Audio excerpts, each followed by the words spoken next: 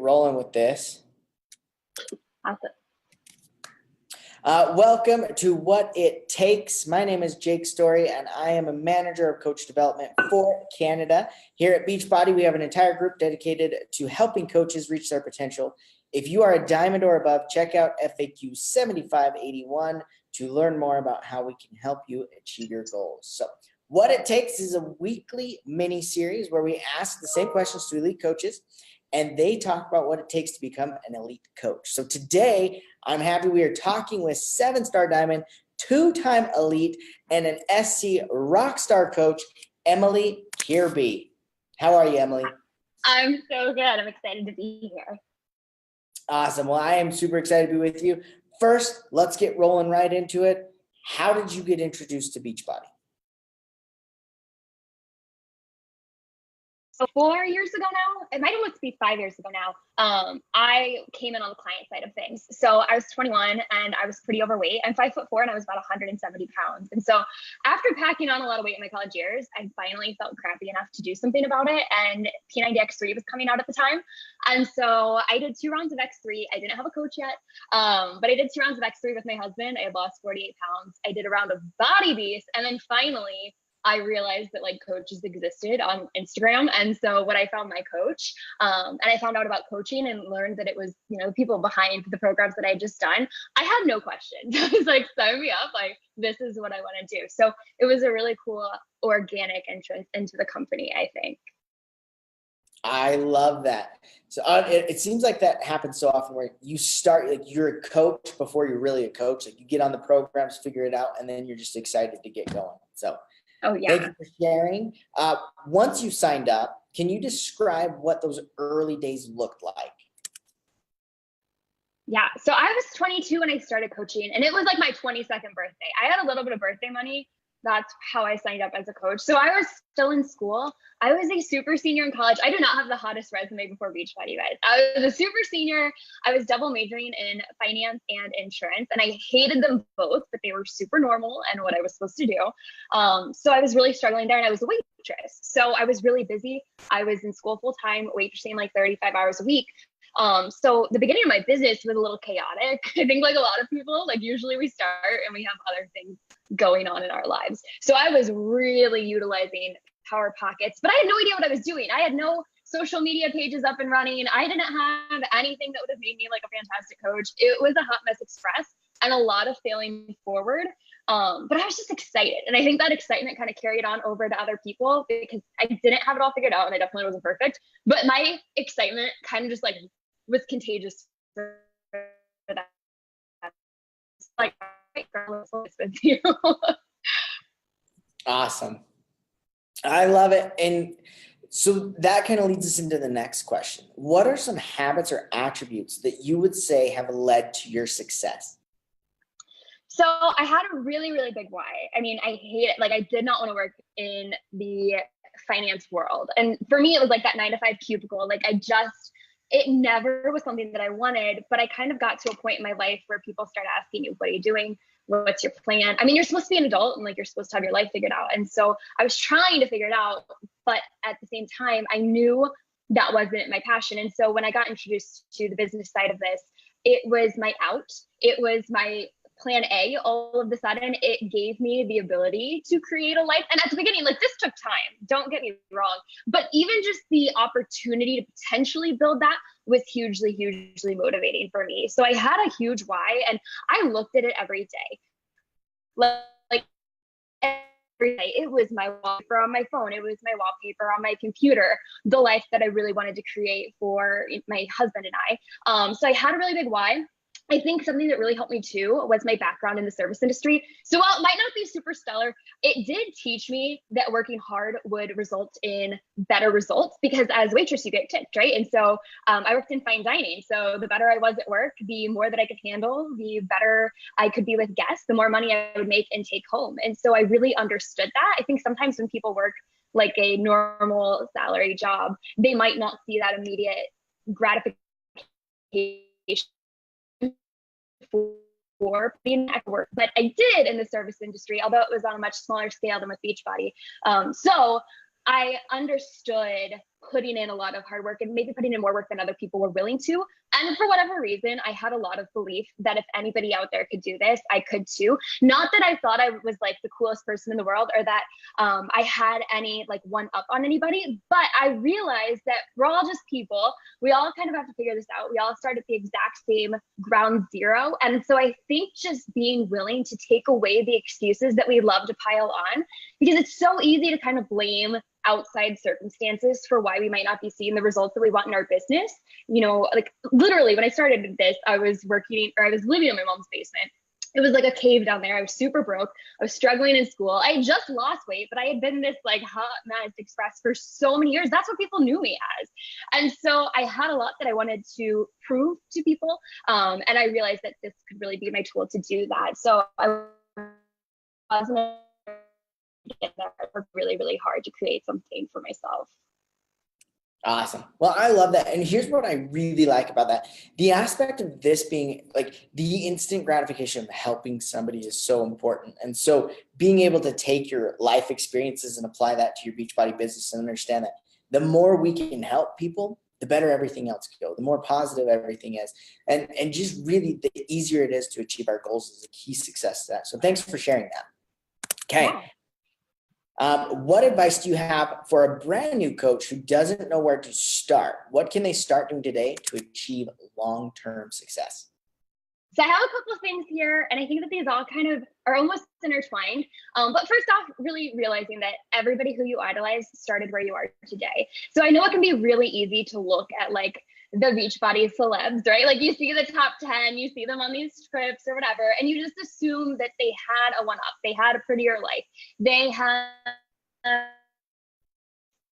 you know, if they understood photography, they had more friends, they had a bigger war market. Like we can start to think of all these things. Of course, they're successful. Look at them. Like they have a beautiful life. And so realizing that we all start the exact same place and kind of stripping that away. But also getting really committed to your personal growth journey. And for me, that's physically and mentally. So that is being committed to a program, following your meal plan, always staying, you know, we have it as a vital behavior, right? Like proof of the product, but also being really committed in your personal development, because this is one of the biggest things I see. It helped me the most, but I also see it in my coaches. They will hit a wall. There will come a time where if you are not doing personal development, it might even be working for you in the beginning, but there will come a time where you need to have those skills or that positive mindset or that little tool that you can share with other people. And so if you're always committed to your own personal growth journey, physically and mentally, you have more to share on social media.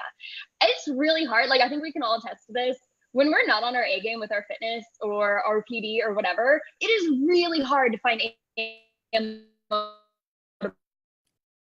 yeah, that's when you go MIA on social media, and that's when we kind of take a step backwards in our business. There are other people out there willing to post every day, so you have to kind of be willing to stay committed on your journey so that you have constant ammo for social. And then this last tip I think is really helpful is just doing something every day that scares you, because that's how you're going to build confidence. So like doing a video like this, I would have never ever said yes. Like it would have been terrifying, but every single day, if you can do one little thing that scares you, that's how you build skills. Like for me, when I lost 50 pounds, all of a sudden I had a belief system in myself again that I hadn't had for years. I don't know if we have any Tony Robbins people watching, but we walked on fire at UPW. And if you walk on fire, like all of a sudden, like you can do anything, right? And so it's little things like having that scary conversation or reaching out to the person who maybe intimidates you because you think there's no way they'd be interested, or putting up that post that might be a little bit vulnerable and like sitting there, like we've all been there, like scared to press the enter button. Those little victories every single day, they bring in you, and then that's magnetic for other people. It's really hard to get excited about joining a coach, whether as a client or as a coach, who you can just tell is like terrified and totally unconfident in what they're offering you and totally not confident in the solution or the business.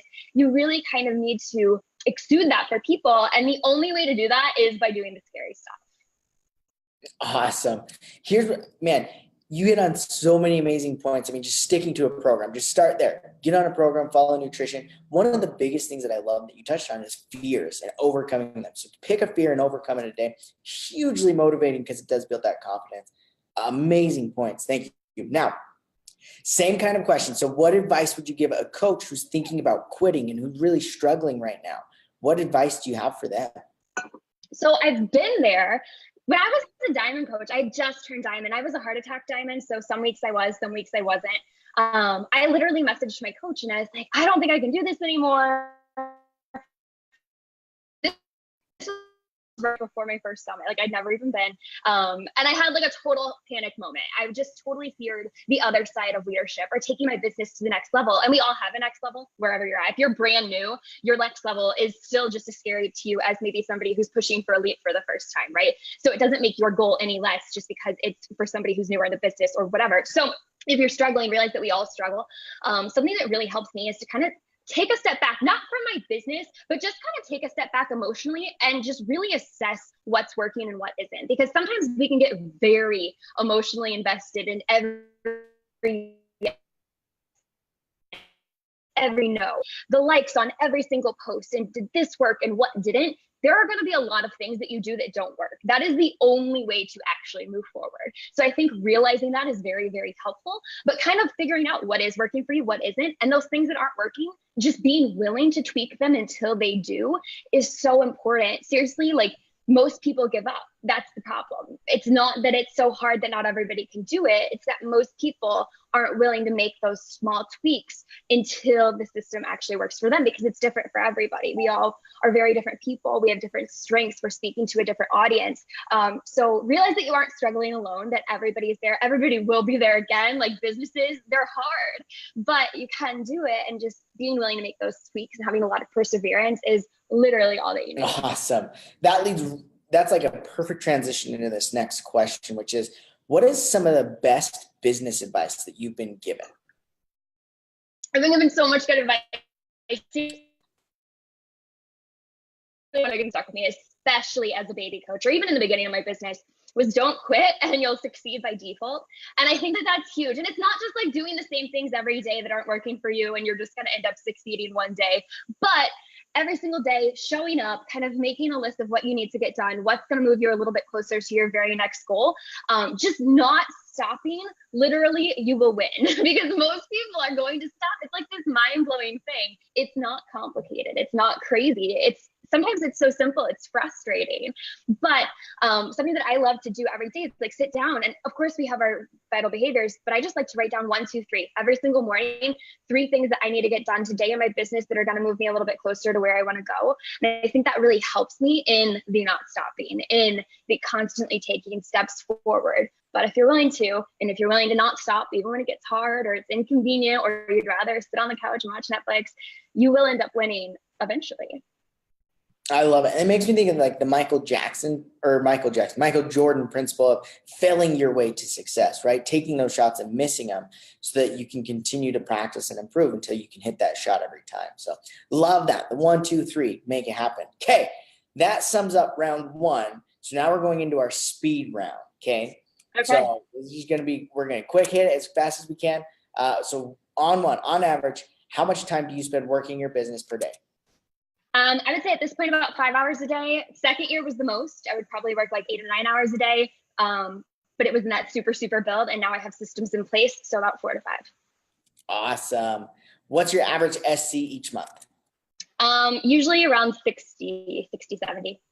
Okay. When you first started, can you like elaborate a little bit like what it looked like when you first started? For sure. So my very first month was 12. I think a lot of people shoot for 5, and like 10 is an option, right? Like there's SC5, there's SC10. If one is better than the other, for me, I was just like, well, I'm going to shoot for that one. I didn't know a lot of people. I didn't have a big warm market, but you can step outside your front door and realize that there's so many people out there who need our help. So I think if you're telling yourself right now that you can't help 5 people a month, you're kidding yourself personally. So I was a very consistent SC10 hitter in the very beginning. Something I did was tried to challenge myself by 2 extra points each month, especially in the beginning, because it just kind of made sure I was pulling myself out of my comfort zone each month. So the next month I'd shoot for 14 and then maybe 16 until it just kind of snowballed into a consistent flow for my business. Awesome. I love that. So started with SE10 and it's just graduated into this SE60 per month now. Love it.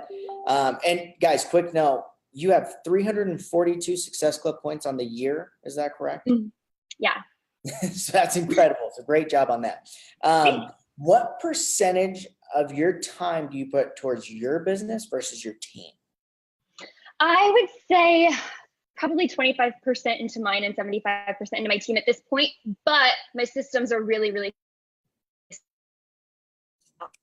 like I know how to speak to people about my boot camp, or I know how to speak to people about coaching. So there will be times I think that this will fluctuate. But a huge thing that I love is just pouring into my team and helping them kind of build up their businesses as well. So I think a lot of my passion lies there. Awesome.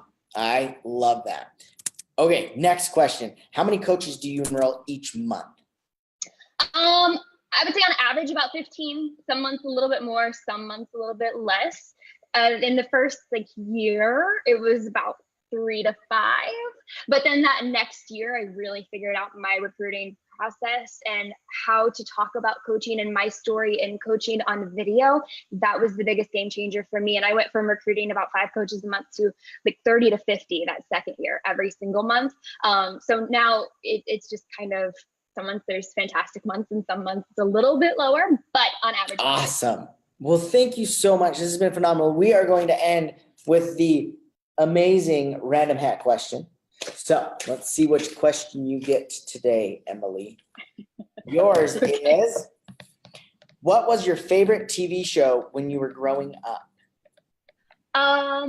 Boy Meets World. Ooh, good choice. Oh, that yeah. was a classic. Awesome. Well, thank you so much. You shared some amazing nuggets. It's about overcoming your fears. It's about setting yourself up for success, which is that consistent work over time. You are going to fail at things, but if you continue to tweak them and improve them, they become something that works for you and develops into an amazing system. And I think that was an amazing message that kind of came through on your message today. So thanks, Emily. You're phenomenal. Keep it up. You are rocking it right now. Super appreciate you, and have a wonderful week. Thank you. You too. Bye, guys. Bye-bye.